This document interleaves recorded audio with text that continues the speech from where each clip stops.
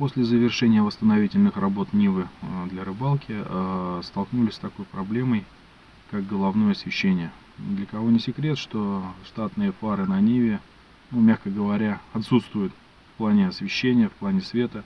Поэтому было принято решение установить светодиодную головную оптику со встроенными противотуманными фарами.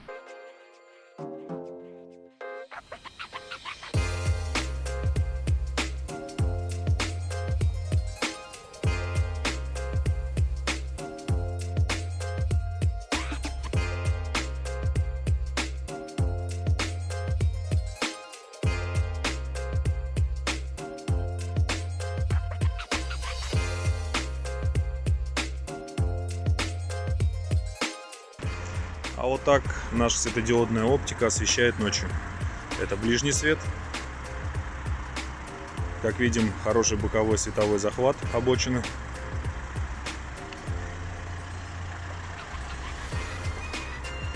И включаем дальний. Это у нас дальний свет.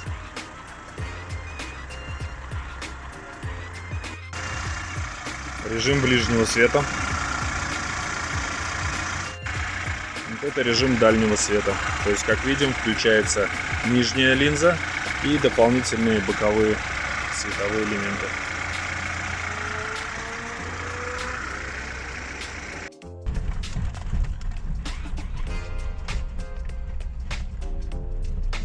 Свет фар в действии.